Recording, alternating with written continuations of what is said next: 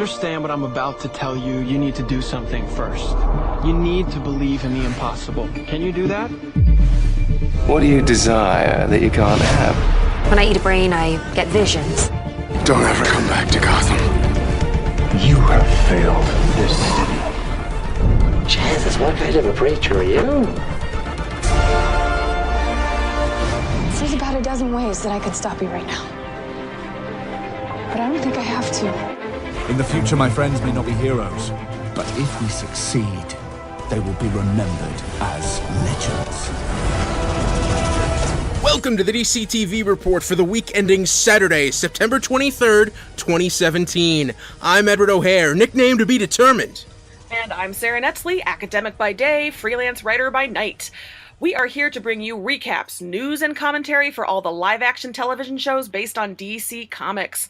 And we had one new episode this week, which was also a season premiere. Yes. And that show was Gotham. Now, before we jump into Gotham, just want to thank everyone for coming back and listening.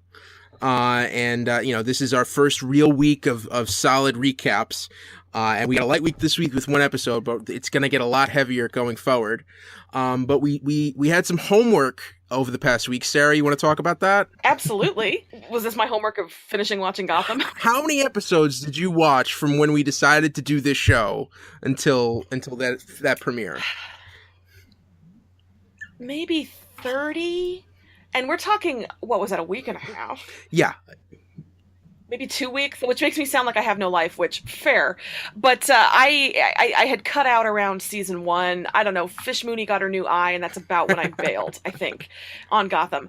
So when Bill of Wicked Theory podcast came and made me an offer I couldn't refuse to join the show, I said, yeah, but the only one I don't really watch is Gotham. So my husband and I dove into season 2. We watched, 3 or 4 episodes in 2, realized there was no way we were going to go through all of that before the premiere. So we found a couple of recap YouTube videos to get us up to speed on 2. I think we missed some good stuff, but it looks like we also missed some filler, maybe.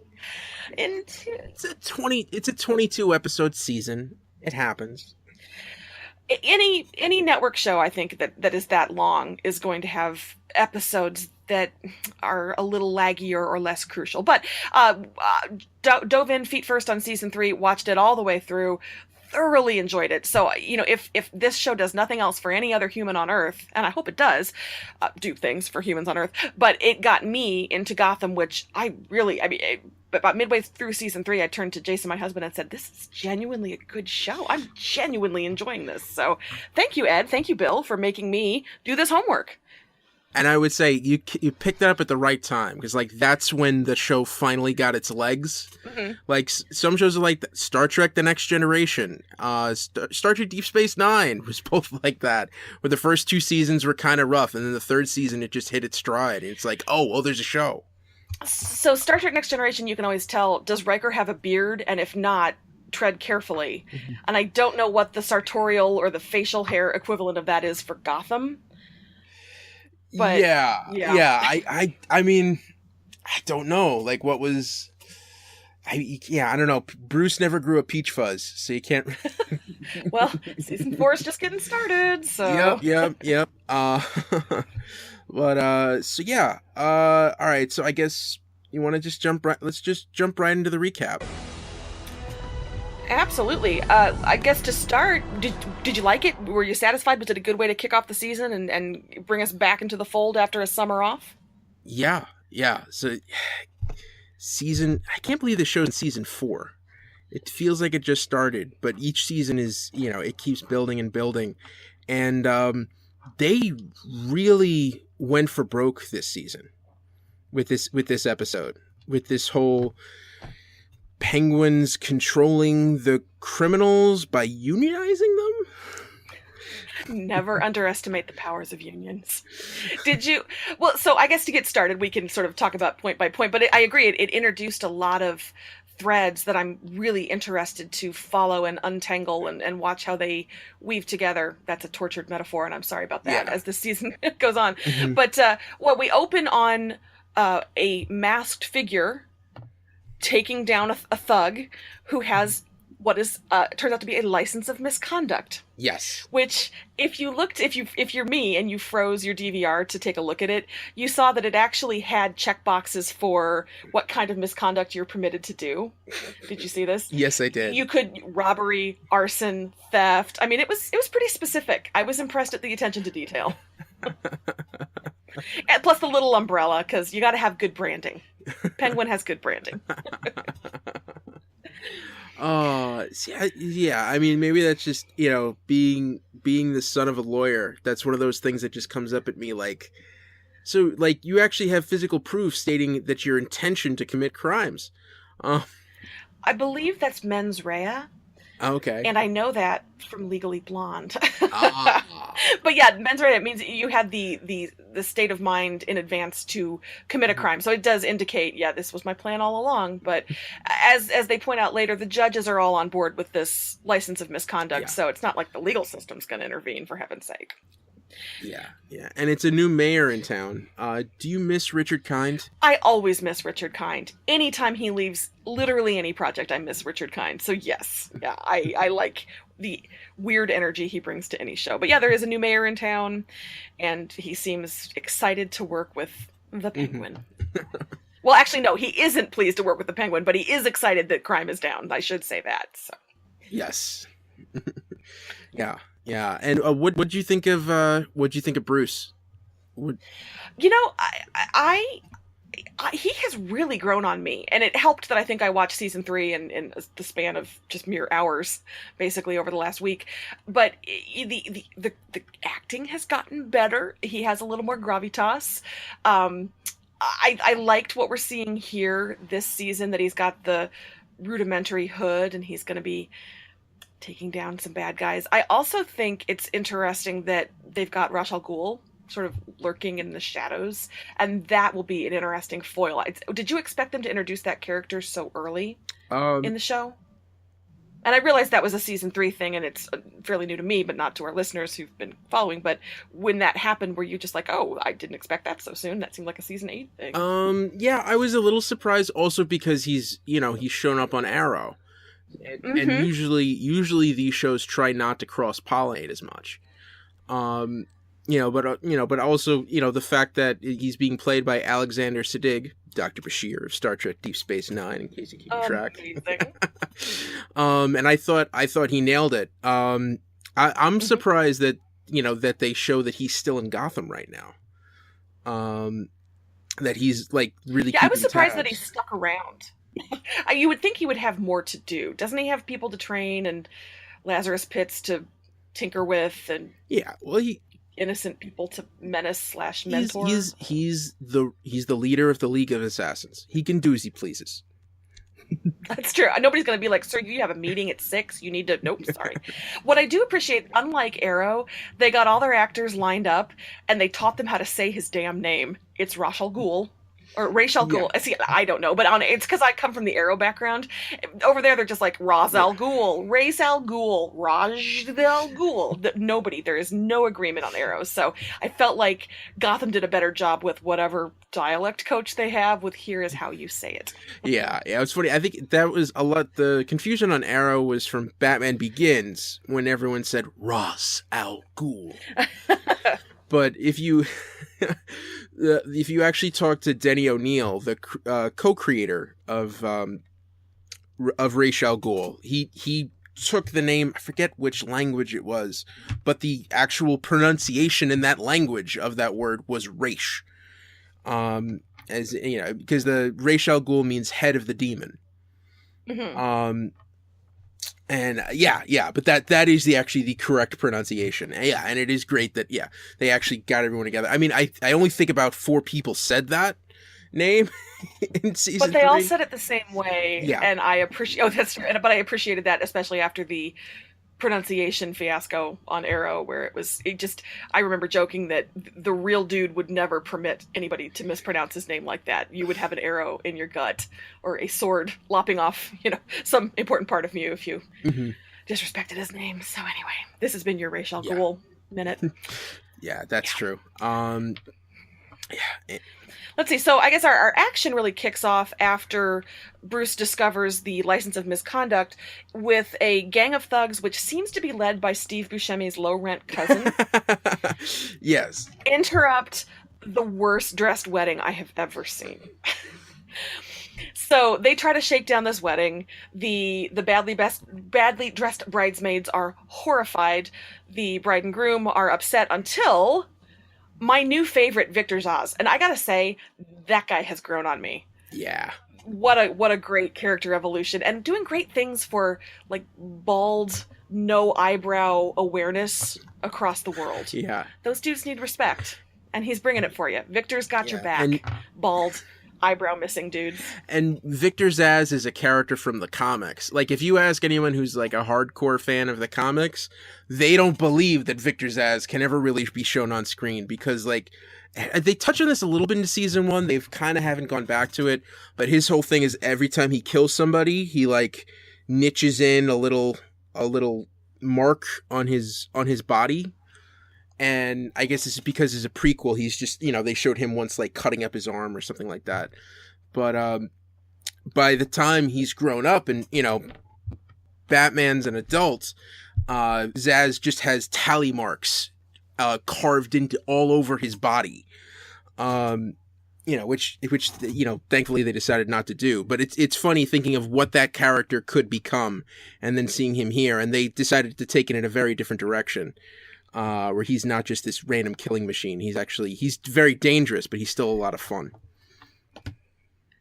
Yeah, he's witty. I really enjoyed some of his exchanges in this episode, and that's where I think it felt to me, having watched a lot of episodes in a row, that they did grow his character a little bit and evolve it into somebody who's more than just menacing murder guy, and is actually witty repartee tinged with danger guy, which I'm always more interested in. Anyway, so Victor shows up to the wedding and says, hey, no, we got this. These people do not have licenses. He shoots a finger off of Steve Buscemi's low-rent cousin. The bride, so grateful. But of course, then he calls in the thugs who have a license to destroy this wedding because it's Gotham and you can't have nice things.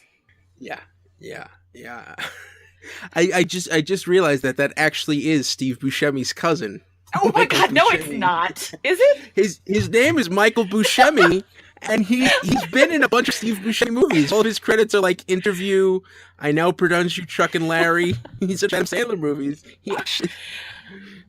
That's so funny. In my head, I was just calling him Steve Buscemi's low-rent cousin to be flip, but that gene pool is strong, I'll say. Huh. He's his brother. He's Steve Buscemi's brother. Yeah. Well, low rent just feels mean in that case. We'll just call him the Boosh Bro or something. Yeah. Or his character's name was Murden. Oh my God, fine. We can use his character name if you insist. Michael Buscemi. That's interesting. That's cool. Nice to see people working. Yeah. I hope the Buscemi mom is proud of her boys. I hope. All right. So anyway, the bride not pleased that the license holders are allowed to pillage her wedding. Also not pleased about license holders, Jim Gordon. Yeah. He's got some anger. I know this is surprising to everybody listening. Yeah, you got some anger. You'd wonder how a cop would have a problem with criminals being allowed to commit crimes. I mean... And with people being thankful to the Penguin for keeping them safe. It's weird that a cop would object to that. Yeah. That's odd. Mm-hmm. Yeah. But as it turns out, our pal Harvey is cooperating with the Penguin. He understands that the city went through a bad patch, a real bad patch, after, the virus, that little thing that happened in the finale. And they're getting back on track. Penguin's helping them out. And so Harvey is reluctantly cooperating with Penguin's people to not bring the license holders in. Jim, did you get the impression that Jim is the only cop who's not playing ball with that, and it's doing bad things for his reputation around the precinct with his brothers in blue? Well, that is the weirdest thing to see all of these cops sitting around this, where it's just basically like, hey man, I'm just going with the flow. I just want to get paid. You know, it's like guys about to get cut from a football team. Just this, hey man, that check's still coming on Tuesday. Listen, you're gonna get paid the same either way. Slow it down. Slow it down. Yeah. Harvey's. I love Donald Logue, but that character is always frustrating because it's the kind of thing where like, yeah, I know it's the right thing to do, but I just, you know, it's just easier to just go with the flow. Why do you got to mess everything up? And like, just Jim has to constantly keep reminding him it's because it's the right thing to do. Yeah, I was a little taken aback that I was surprised that he was quite that complicit seems like a strong word, but I guess complicit. I thought he'd fight against it a little more, but he was just no real wavering in that first scene. Just, we got to do this. We got to get the public trust back. This is how we do it. Quit angering everybody and just go after unlicensed thugs, basically. Leave the licensees alone. Yeah, I mean, that's Harvey's deal. He's going to cover his ass. That's... Yeah. Harvey's gonna Harvey. Mm-hmm. So then we cut to stately Wayne Manor, where I loved this. Alfred takes Bruce to task for a little bit of mission creep.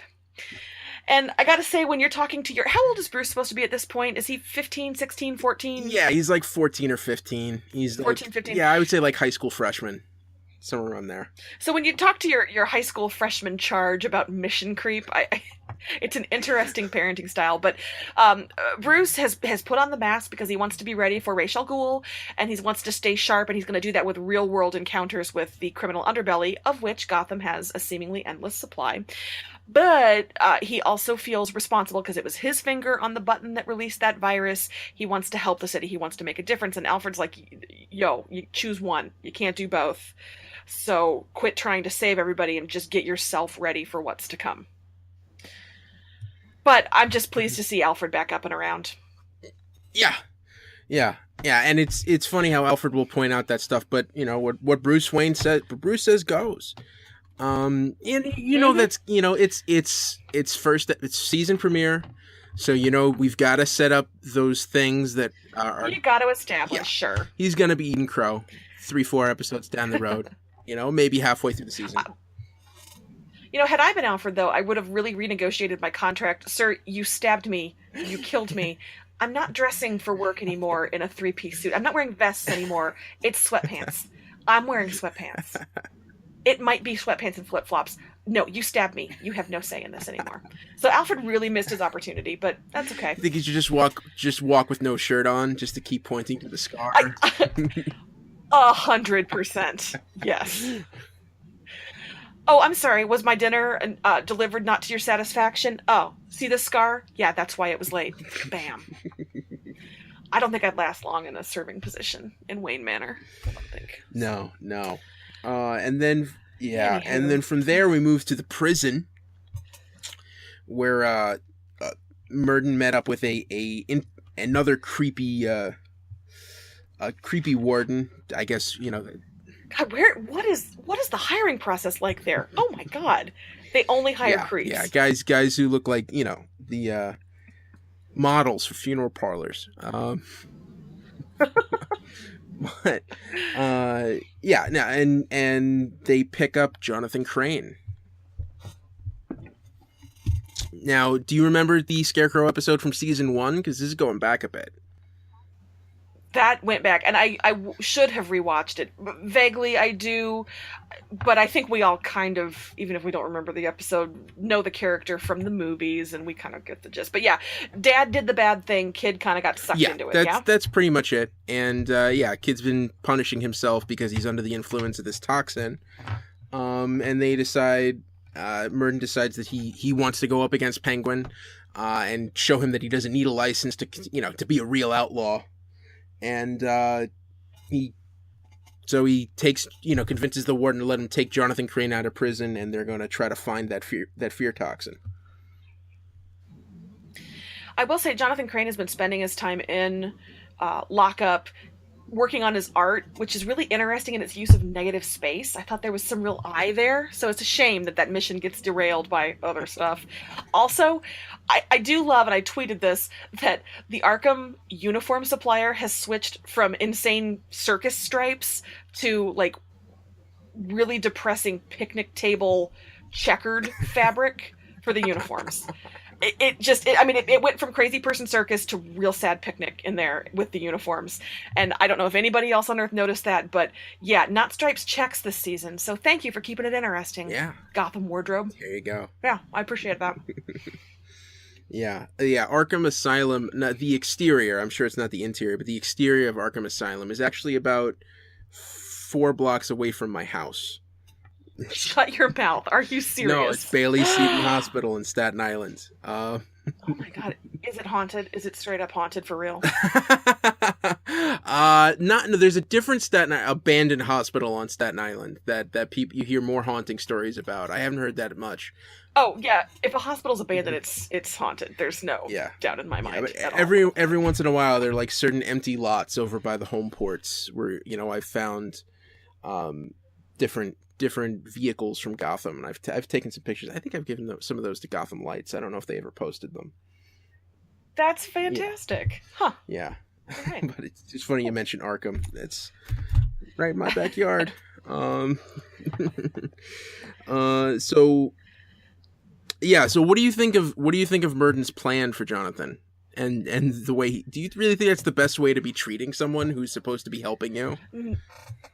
No, if you have a psychologically fragile child, well, I guess not child, but young person who you want to help you, I don't think brute force and verbal threats is the way to do that. No.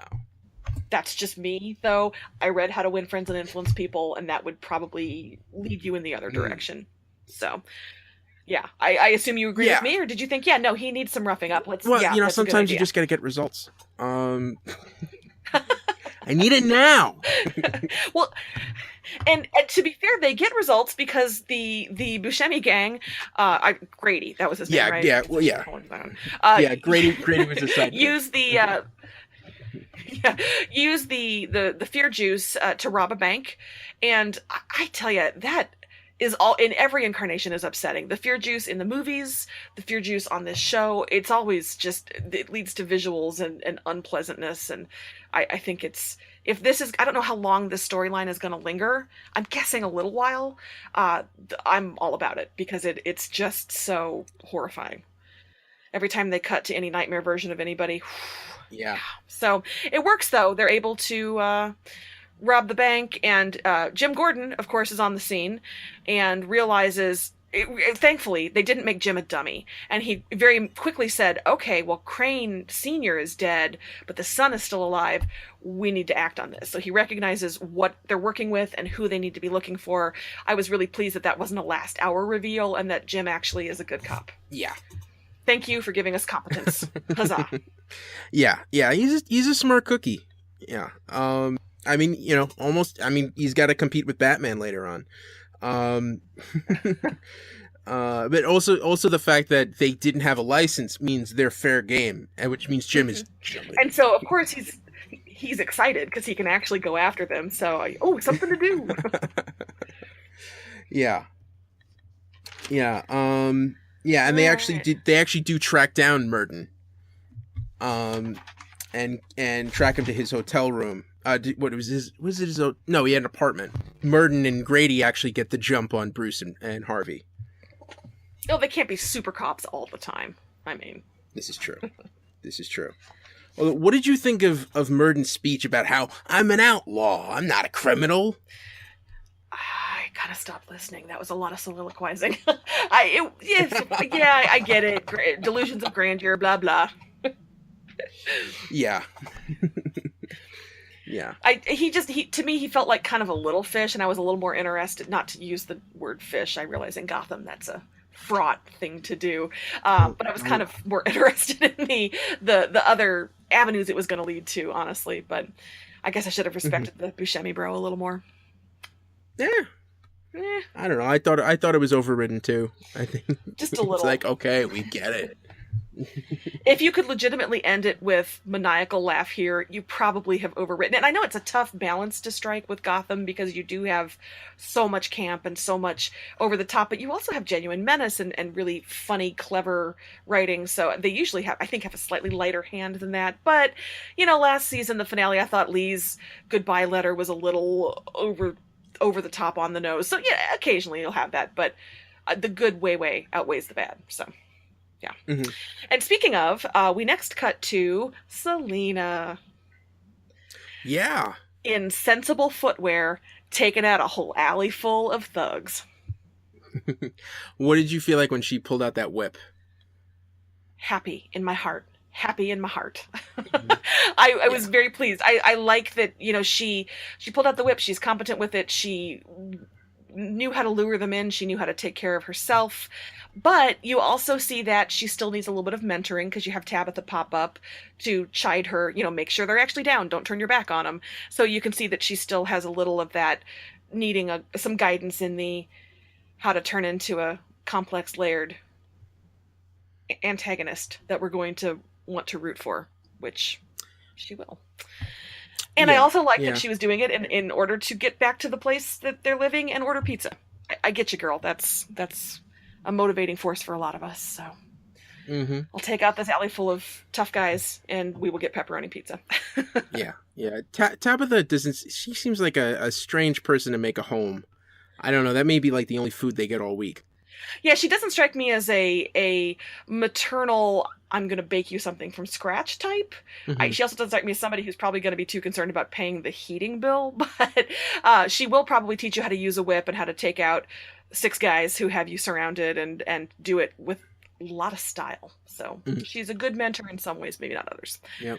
But we get the return of Victor in this episode where he swans in and tells them that they need to show up to the Penguins Club opening and basically kiss his ring.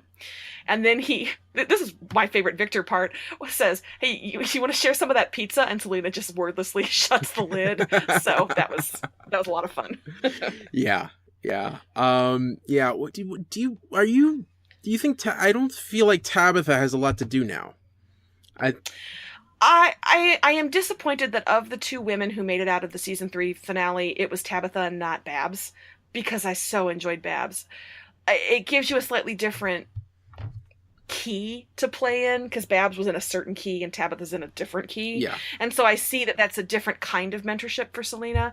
But I do agree that maybe they've set it up because, she at first says she is not going to go to Penguins. They're going to get out of town, pack and go, or not out of town necessarily, but out of this particular squat that they're in because she doesn't want anything to do with that. And I'm thinking since she changes her mind at the end of the episode, hopefully they'll give her some direction. But I do agree. I hadn't found her particularly compelling. She's interesting, but it was more like slinking around and being evil kind of, I guess. Yeah, I think well, it makes a little bit more sense than Babs to put with Selena, just because if oh, for sure. Yeah. If Babs was Selena's mentor, just to be psychotic, just, total batshit crazy. Yes. But Tabitha's going to give her a little bit more control and a little bit more nuance and strategy, I suspect. But I also like that Selena voices her frustrations. I joined up with you because I wanted stability. I wanted to move up. I wanted not in the commercialism sense, but just I wanted to be more than I am. And they're obviously still just on the fringes of surviving. But I thought that was interesting, and that could lead to some conflict later if they decide to play that up. If Selena pushes for more, let's take these mainstream crime jobs so we can be a little more stable in our world, and Tabitha doesn't want to, or what Tabitha might do for Selena. So this is my hope for how this will evolve over the season. Yeah, I'm calling it. I would not be surprised if Tabitha is not alive by December. I could see that. And I could also see if it was at the hands of like a Bruce or an Alfred, maybe even on accident, and that further drives a wedge or confusion. That could be kind of interesting. How that happens could mean things for Selena's loyalty that I would appreciate watching. Well, I have another theory, but it involves spoilers, so I don't think I'm going to bring that up just yet. But we'll see. Okay. All right. Write it in a sealed envelope. Seal it in an envelope. Open it up if it happens. So we'll see. I dated it this. I'm a magic man. All right. So what happened next? This is yeah. I'm just running down because we're really going into this. We're doing like a Well, we only have the one yeah, it's episode. true. We're doing like a full Okay, recap. we can go a little faster. So this is where we have the Bruce materializes in the middle of GCPD to see if he can get a list of the license holders that the Penguin has licensed, thinking that they could track down past and future crime. Jim, then that's where he drops that knowledge that, well, the courts really are siding with the license holders, so we're not going to be able to do that. But clearly the seed has been planted for Bruce, and Bruce invites him to come for dinner, which I think is hilarious for a 15-year-old to invite a grown-up policeman to dinner. And then when Jim turns around, Bruce is gone. Oh my God! It's the first time. Dun dun dun! Oh. Did this bring you joy? Yes. Yeah. It was very funny. They can't do that again. I don't. Yeah, it can't be every time. No, because I don't even think you could do it because if you make it a habit, then 10 years from now when he starts doing that as Batman, Jim's gonna make the connection. Wait a second.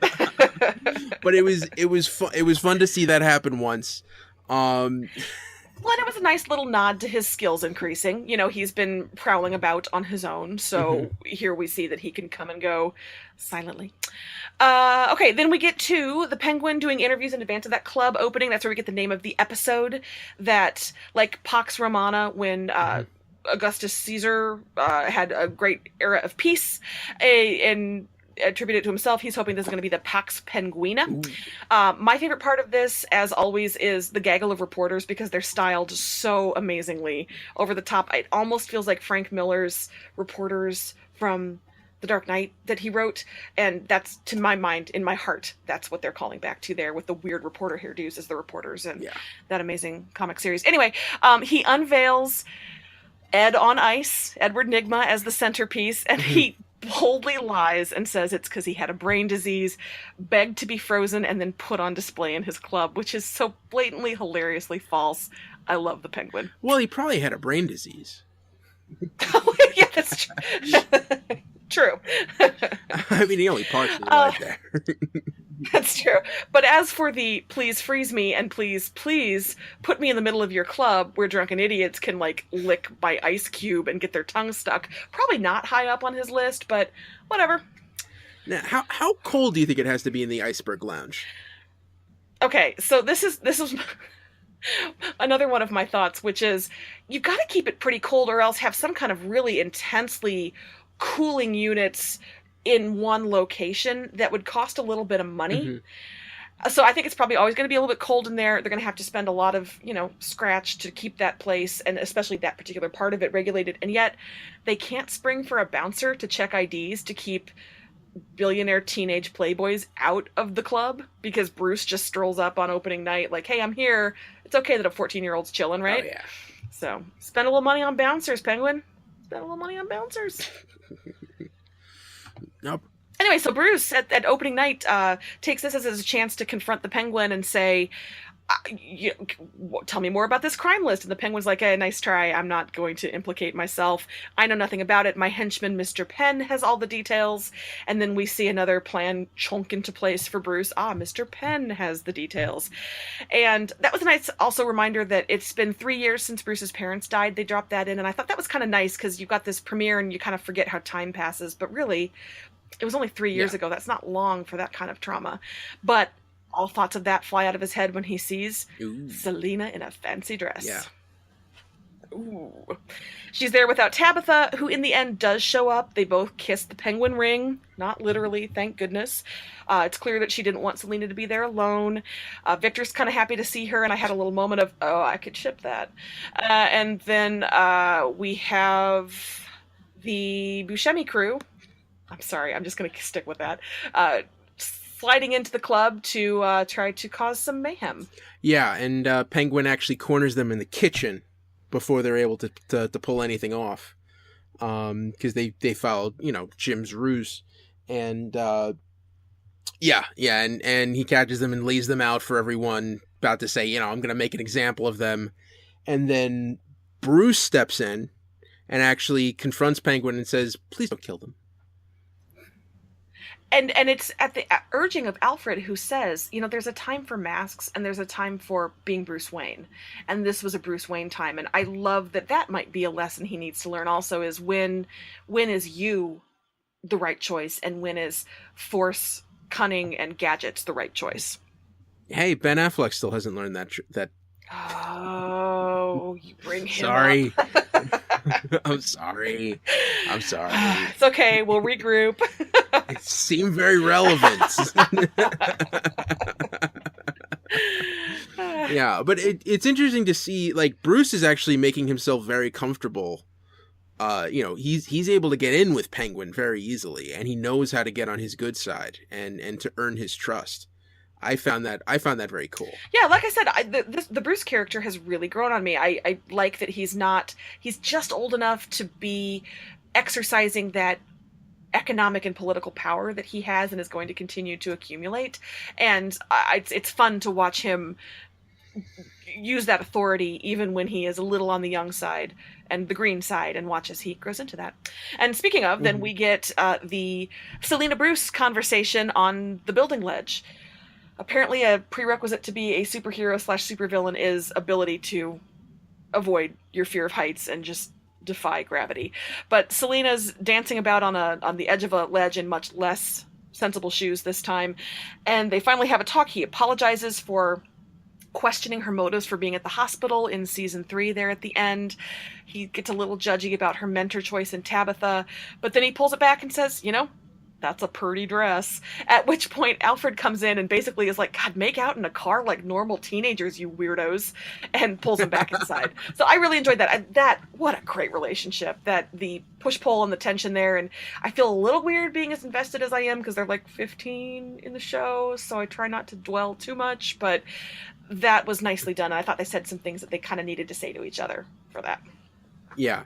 Well, I've always found relationships at that age were extremely awkward, and I think this is a perfect reflection of that. So this is no different than normal people for me.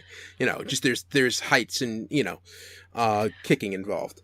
The chance of falling and either being horribly embarrassed or possibly dying when you land, you know, 10 stories lower. So all these things are really relatable. Yeah. Mm-hmm. Yep. So back inside, we have a curse your sudden but inevitable betrayal moment with Ivy. Who, yes. And this, to me, this wasn't quite as well written, or else I was a little too thick to catch it. What do you think caused her to say, yeah, no, I'm not sticking with the Penguin for this? Well, no, I think, see, the problem was, I think, because he kept trying to push her to the side, and he was kind of like being a bit of a douche to her, and they didn't really play it up enough to justify it. Where I think it was meant to be like she'd had enough of being ignored, and she's just like, screw this, I'm gonna ruin your club, so she cuts the power. Yeah, I think they could have written that a little bit better. I understand they didn't want to tip their hand and give it away too much, but it did feel a little bit like, oh, I guess she's tired of his grandstanding. They could have laid the seeds a little bit better. Yeah, they needed one more scene of just like her getting frustrated to establish why she was so angry. But the important thing is that she does release the fear juice, and it makes the Penguin see a really scary Edward Nygma. Genuinely upsetting. Yes. Yeah, it's nice to see that they're actually bringing in that actor to do some work. He's not just sitting there in that ice, which I wonder, you know, if that would melt soon without the power. And that's just can you imagine he'll be soggy? Like it's like when your freezer goes on the fritz and everything gets like soggy and it smells very sketchy. I mean, what's the Riddler gonna smell like? Defrosted. Yeah. Yeah. Like a bag of shrimp that's gone off. Yeah. Ice cream all melted. But also when Penguin gets hit with the fear juice, he embarrasses himself by immediately running into Jim Gordon's arms. I mean, who wouldn't? Come on. Yeah. And that leads to the next day. The most amazing headline in the Gotham Gazette. penguin or chicken. And I gotta say, the Gotham media are petty, and I love it. That is great. That is great. Oh, just how often can you get embarrassed in Gotham before you're like, I'm gonna move. Metropolis, let's try Metropolis for a while. Maybe I won't make an ass of myself in Metropolis. Yeah, so Jim and Harvey fret about finding the missing young Crane, reminding their colleagues that, hey, you're still good cops, we still have work to do. So we kind of get a mission statement for them for at least a couple of episodes coming up, looking for the missing Arkham inmate, trying to keep the cops on the straight and narrow. And we have a mission statement for Jim. Oh, that's true. Not so much Harvey. Harvey's like, I don't know what the problem is, bro. Yeah, we caught him, we arrested him, job's over. Harvey says, "You want a drink?" That's Harvey's mission statement. You're right. And then we have Bruce roll into Mr. Penn's headquarters, Penguin's henchman, and he's all masked. I guess, do we know it's Bruce? It's somebody in a mask. Snatches the list of licensees, which hilariously looks to me like it's typewritten, like they did not print that off any computer. That's just one of those charming what time period is this touches. And once he has the list, he goes to a rooftop to brood, as you do. As you do. As you do. We see that his mask is not super effective. It's just kind of a big hole in a piece of cloth, and it really is clearly Bruce under there, but whatever. He is on the rooftop. He sees a crime in progress. He peers through a glass window on the roof, which of course cracks. He falls through, which is a rookie move. He takes his mask off, which is a rookie move, and then the cops burst in, which is the rookiest move of all. So, cops burst in as the actual robbers have left the building. Have cleared out. Not good for Bruce. Nope. Not good for Bruce. And we close with the final scene at the old, what I assume is the Crane homestead, where Grady's brother, Grady's cousin, finds Jonathan Crane fully scarecrowed out. Just fully the mask, the voice, the terror. So much terror. Scarecrowed out. Yeah, and I think that's going to be good. I think that's the first time you've actually seen like the costume scarecrow from the comic. Definitely live action TV. Yeah, because I don't think he ever made an appearance on the Adam West show. But yeah, that was super scary. I'm picturing what the Adam West version of that would look like. Yeah, no, I mean, see, you never had Two-Face on that show. You never had any of the creepier stuff. Yeah. But, yeah, no, so I mean, we got, I think, you had Mad Hatter last season. We got Scarecrow this season. Let's see how long it lasts. Yeah, if they want to keep him going, if they can keep that momentum going, I'm excited for it. That was an exciting start to the season.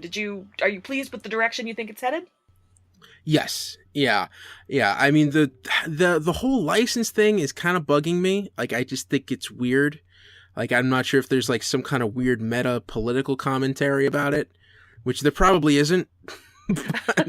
It's just really like, is they saying something about like Rahm Emanuel, or like, are there politicians who would go for this? Like, oh yeah, that's how we stop crime. We just let people do it, and then eventually and pay them, and then they'll work itself out of them, because that's worked for other things that we've tried to do in the past.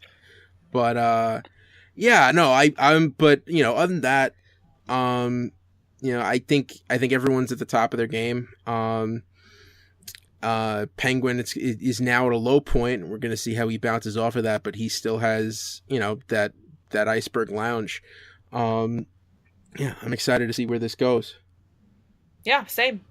I am, like I said, genuinely delighted that I got caught up, because this is a fun show, and I'm pleased to have it on my roster of stuff to watch this season. Cool. Now we did have a little bit of news for Gotham on cinemablend.com this week. Fish Mooney will not be returning. People die at a certain point, and that's the second or third time they die on Gotham. Not Fish. What? Well, she did. Hang on a second. All right, because it's documented on other podcasts that I was not a fan of Fish Mooney. I enjoyed her at first. I liked the female underworld mover and shaker. I enjoyed that, but she did just keep losing layers of complexity and coming back and coming back and coming back. So, and the most recent death was, I thought, the worst. I've died before. I know this one's going to take. Oh my God, please, please let it take. So this was good news for me. I assume this was real good news for you. Yes. Yeah, I think it's 2 seasons too late. Yeah. Yeah, you know what? It's a great idea for a character, but just her execution seems like she was doing this weird kind of Eartha Kitt homage. It just never really jived for me. And I did groan out loud when I saw that she came back with superpowers that last time. Yeah. Oh my God. No. Yeah. Not necessary. So yeah, no, that was welcome news. Mm-hmm. Yeah. And especially because you lose the stakes. If everybody comes back, death doesn't mean anything. And not that Gotham is a big death. You know, Batman is never one to kill people. He's much more likely to lock them up so they can escape. I get that. But when you do have death, it really ought to stick as much as it can. Unless it's Alfred, in which case, never. Mm-hmm. Always bring him back. Mm-hmm. So yeah, that was welcome news. Cool. But if they want to bring back Barbara, I'm all for it. Well, we'll see. There's always flashbacks. We'll see. That's true. All right, so and doppelgangers and evil twins, and yeah, I trust Gotham, which is not a thing I would have said 2 weeks ago. So, mm-hmm. All right, you ready to jump into other news? Yeah. What do you want to start with? All right, let's go down the line here. Let's start with Preacher. All right. We had Julianne Emery, who played Featherstone, was doing an interview with Cinema Blend, and was trying to offer some hints about different things that might be going on during the season.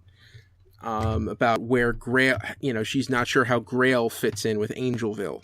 Which is a pretty good point. Angelville, to me, always feels sort of isolated. That's kind of the point of it, certainly in the comics.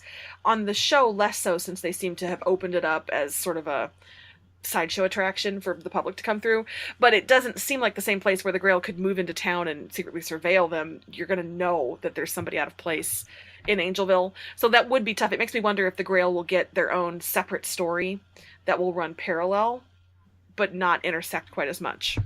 Yeah, I mean, this is one instance where you know the comics a lot better than I do. Could you see Star and Jesse's grandma going head to head against each other at some point over something? That would be so comics. I mean, it would just be not reflecting anything that happened in the comics, because Angelville really does stand on its own without any of that other influence so much.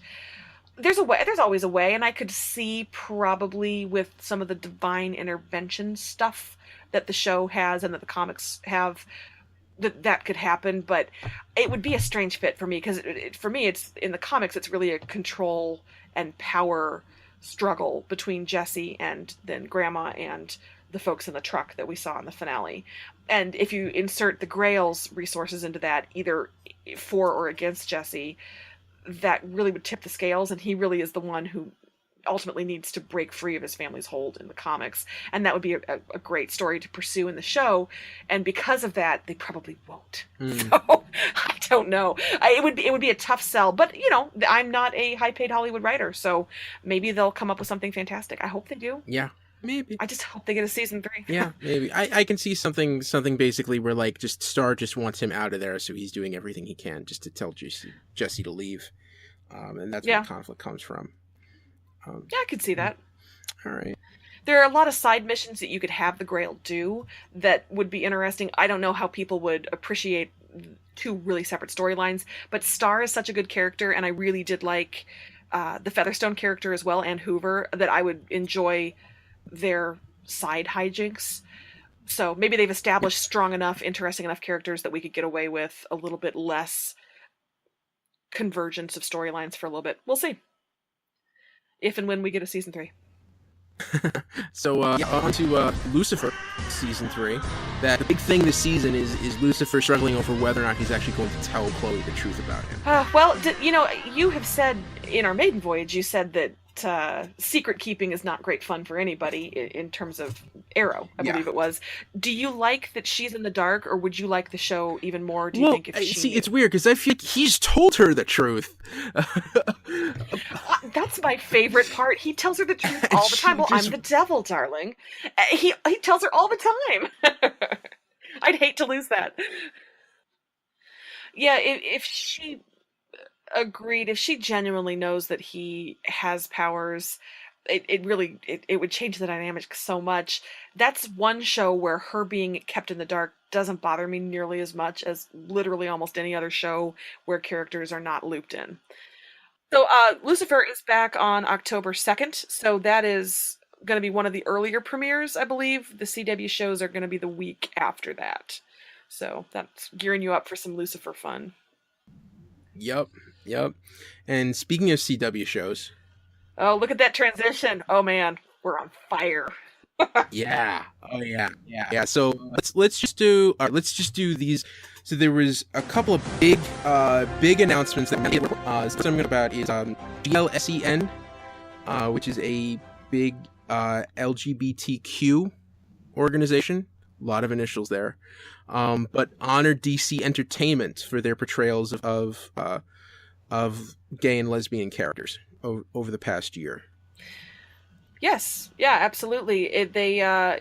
Comic wise, you've got Batwoman, and then on TV, certainly you have gay characters, gay superheroes in your Supergirl, your Arrow, your Legends of Tomorrow, your Gotham. So they really are well represented and well populated across the different shows.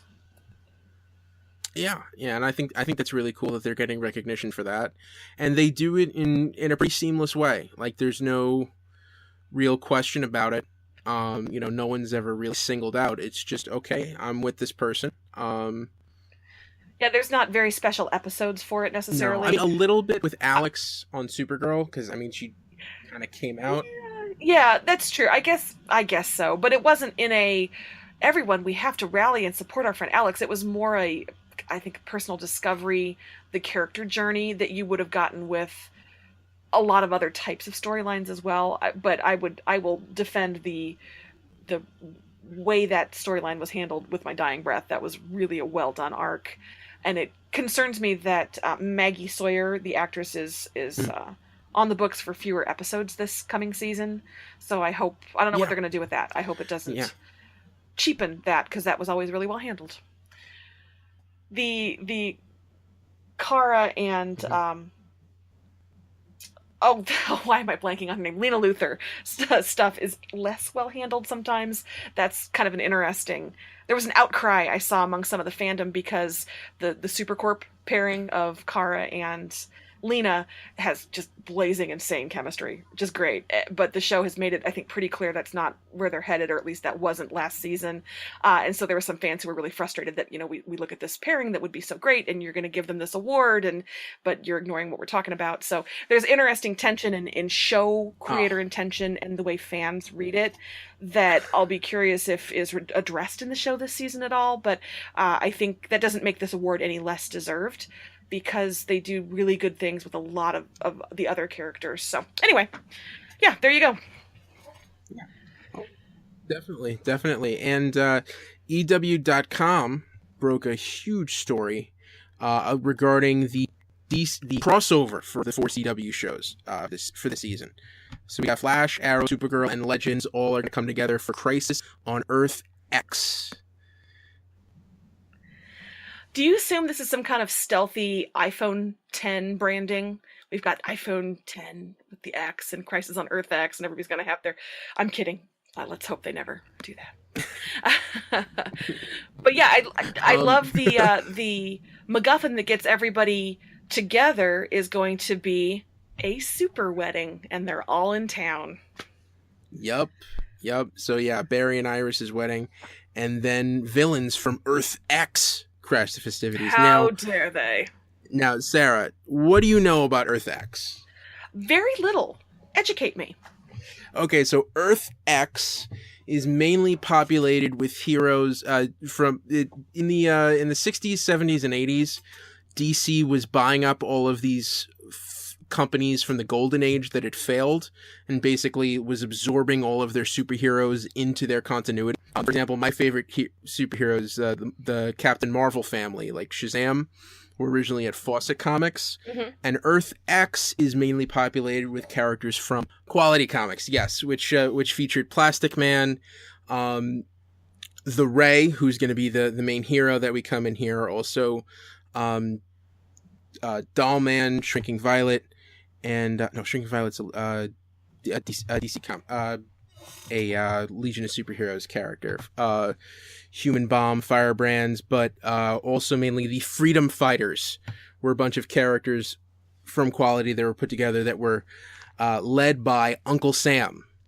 And when I say Uncle Sam, I mean... As in, I want you? Yes, it's that guy in that costume. Now, that's probably not going to happen here. It seems like the only hero from Earth X that we're going to get is the Ray, who we knew they were going to set up the Freedom Fighters because that's the new round of animated series that are coming up on CW Seed.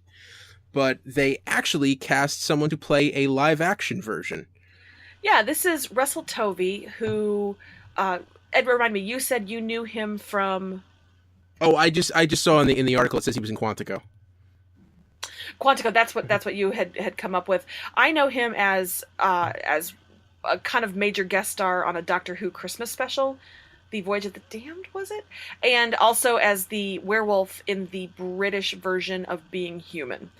So he's a great actor. He's versatile and got this kind of innocent, youngish sort of look to him. So I will be really curious what kind of hero / villain that makes him. What I don't know the Ray, so I don't really know what kind of role he plays. He basically has the powers of the sun. Basically has giant light rays that burst out of him. And he's... So they really stretched for the name then. Yeah. They just really stretched. Yeah. Okay. I mean, this is a character they came up with in the 40s, where it's like, okay, we got a thing. We got some, this is what he does. And, he calls the Ray. So what does he do? He shoots rays. That's basically all you need to know about him. But he's also in the comics, he's gay, and that is going to carry over into the cartoon series and to this version. Mm-hmm. Nice. All right. Cool. Yeah. What do you think about the cover that they did for it? It's beautiful. It really is nice. I wish it had included some of the non-superpowered people. Your Diggles and your Felicities and your Wins and your Alexes from Supergirl, from Arrow, and so forth. But there's a lot going on in that cover. I understand you can't include everybody, so you do the icons. I get that. But the comic icons, that is. So it's really nice. It's really pretty. Yeah, and it's drawn by Phil Jimenez, who's... kind of hard to argue with. Yeah. Yeah. The artist of renown for some 20 years. But yeah, it's incredible. Moving on to just straight up Supergirl news. The actors who play the teenage versions of Kara and Alex have been recast, and we got our first look at them on this on Superman homepage, and they look like dead ringers for young Kara and Alex. Especially the young Kara. That's spooky how much she looks like her. And it kind of makes sense, as I mentioned to Ed when we were talking about this off the air, the previous young Kara is now Violet Baudelaire on a series of unfortunate events. So I don't know her filming schedule for Supergirl, and for that probably are not super massive because that's a short run Netflix series. She wasn't in that many here, but kind of makes sense. And really they did just a fabulous job finding real doppelgangers for the girls. And I'm also I hope that means we get some more backstory growing up kind of issues that might come into play, because I think the show is at its best when it's really focusing on the sisters and that support and sometimes the tension and who they are to each other and how that helps them be better at the jobs that they do of saving the world. I really like that dynamic, and I hope they keep embracing that. Yeah, I was gonna say we don't get that many flashbacks from them, and it'll be interesting. I hope they do some. So we get a little bit more backstory on that. Oh, and can I break a little news also? I am a freelance writer for EW.com, and I just officially have gotten my recap assignment for the season, and I will be the full-time Supergirl recapper this season, and I am thrilled. Congratulations. Really excited. I know, thank you. I'm really excited to be writing about the lady superhero show, the one with the female lead and the amazing supporting cast, and I'm delighted. I will also be doing NCIS, which is about a different kind of superheroes. The real world kind. And although I won't be doing Arrow, my heart remains with Arrow and, of course, Elicity.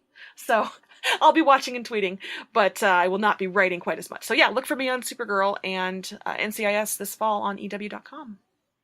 Okay, so Flash for season 4 have changed their logo on all of their promotions. Dun dun dun. Do you notice a difference? Because Not I really. mean, it seems like there's a little bit more black. There's no like yellow in the lightning bolts anymore. It's weird. I don't really see much of a difference, but they, I'm did a sure press there release. are fans out there who noticed the difference. I don't know that I'm one of them. Kind of. I think the little thing on the A with the lightning bolt might be a little different. It's nice. It looks very attractive, but I sure couldn't tell you, oh yes, that elongates the font from season 2 and makes it a little more. No, I can't do that. Yeah, and okay, and also that we saw some still images on Collider from the season premiere of Flash, and we see that Barry has a beard. I was going to say, I'm just glad that the logo doesn't have some kind of unfortunate facial hair mirroring Barry's unfortunate facial hair, so that's nice. Yeah. How long do you think that beard lasts? I think half an episode. I was going to say gone by the end of the premiere. Yeah. It's not good facial hair. It's not, no. Yeah. I mean, also, Iris would never put up with that in her pre-wedding run-up. No, you're shaven. No. That's not going in my pictures. You're shaven. Yeah. And what did you think of these picks? Anything really? Looks like there's one villain in there that's new, but nothing really revealing, I don't think. Yeah, it's just so hard to tell sometimes. They're either vague to the point of useless, and it could be from anything, or they're not going to release anything super spoily. But that said, any little thing to get me excited for The Flash is a good thing. I'm looking forward to what they're going to do. Also, you do see some pics with Cisco and Caitlin where she's pregnant. So we are going to see Caitlin showing up early in this season. Yes. Although I did notice, did you notice on the crossover, the crossover image that she's just billed straight up as Killer Frost, which I thought was kind of interesting. That she's on there as that. So yeah. Yeah. It's gonna be weird. It's funny. I think it's weird because they put her in. Originally when the show was created as this side character, and figuring like eventually we'll make her a villain, but like her character was so sweet and warm that when it came time to do that, I feel like they didn't go full bore. Yeah, they didn't want to lose that original character as much, and it made for, I think, a better story, because I liked Caitlin a lot and didn't want to see that slide necessarily, and so that struggle I thought was well done and one of the better parts of some of the more recent Flash episodes, for what that's worth. Yeah, and okay, let's move on. Arrow. Yes.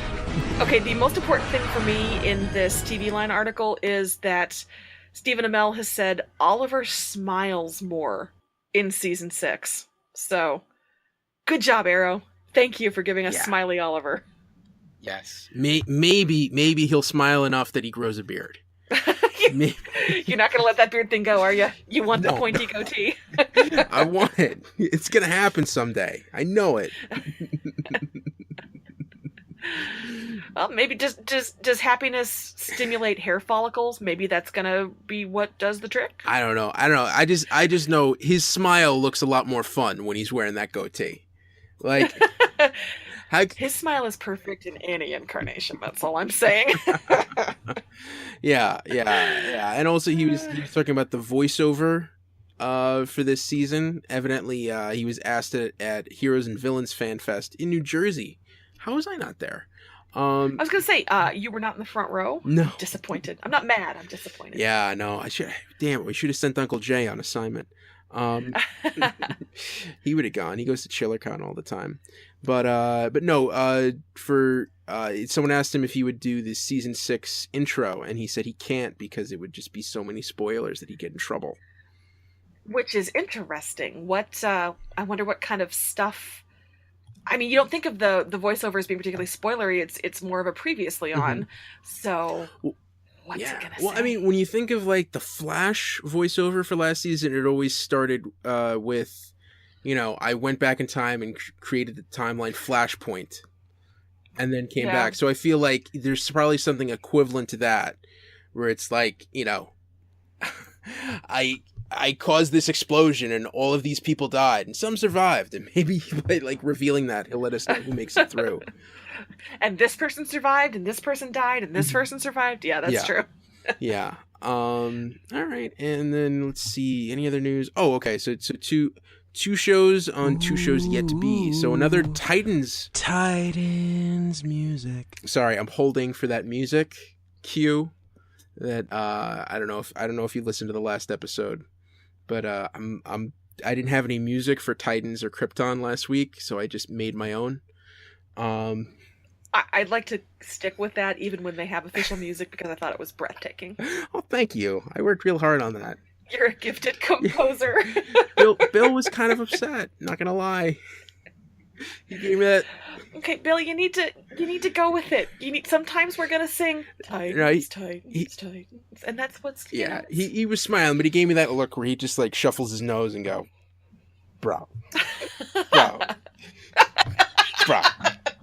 you're an asshole. That's a good Bill impression. But so yes, Screen Rant. And Screen Rant has released auditions for actors who are going out for the role of Beast Boy. And this is really odd. I second that. It seems like screen tests are the things you get on the season 1 DVD extras and outtakes well after the cast is in place and the show has run its course for the first season. So it's really strange. Yeah.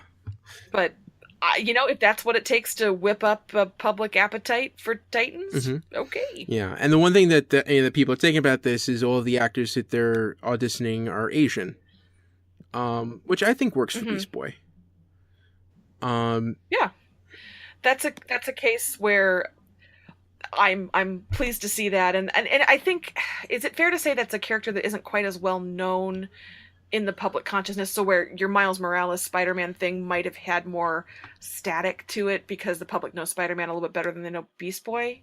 A little bit. I mean, Beast Boy's always been in the Teen Titans cartoons. So it's kind of like, kids who love that cartoon growing up will have much more of a consciousness of Beast Boy. That's true.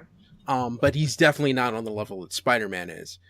And my trick, I mean, is this actor gonna be in green makeup the whole time anyway? Do you think they'll do that? It's every incarnation of him that I've seen, that's how he looks. So it would make sense that you'd carry that through.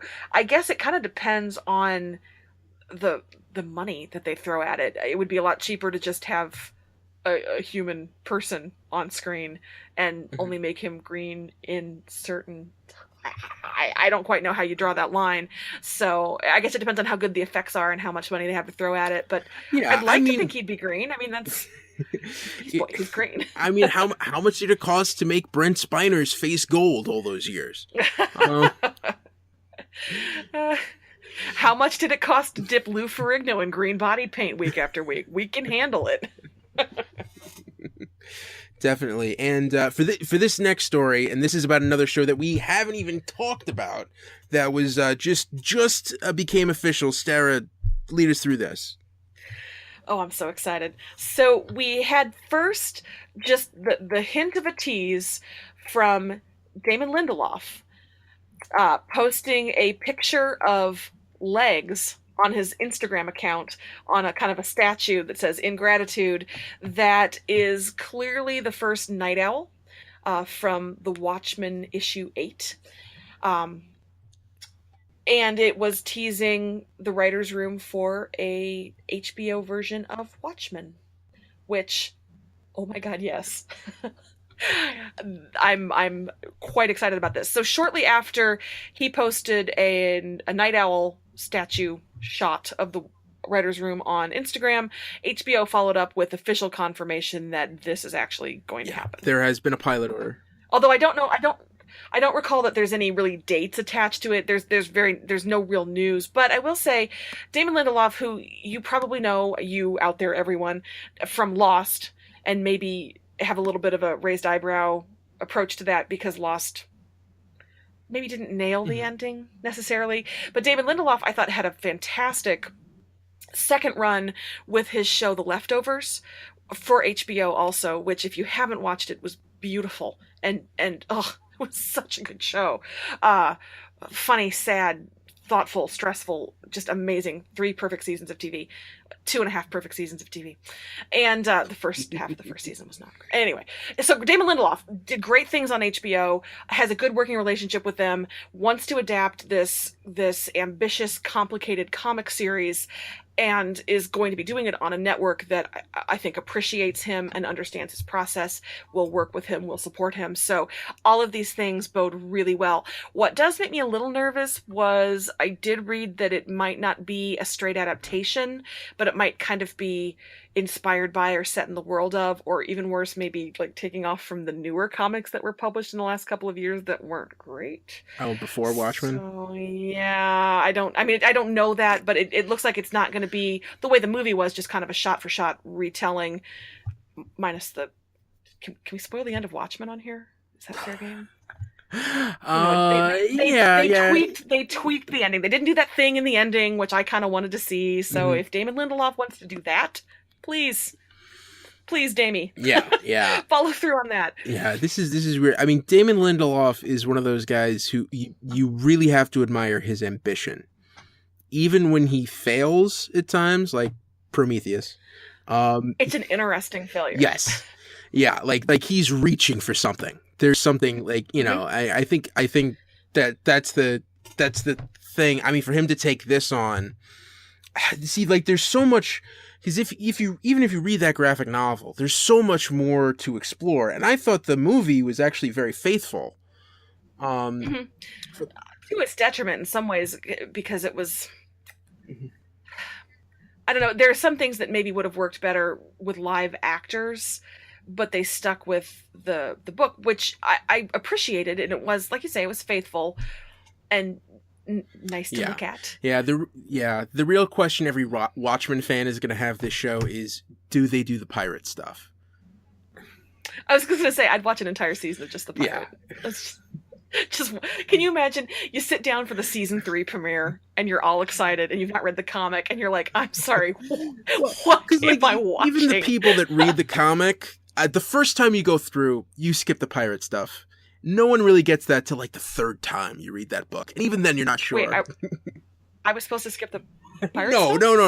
I read the pirate stuff. No. What I'm saying is, I feel like a lot of people, when they read it, they get to it and like, this is confusing, and they just move on. Yeah.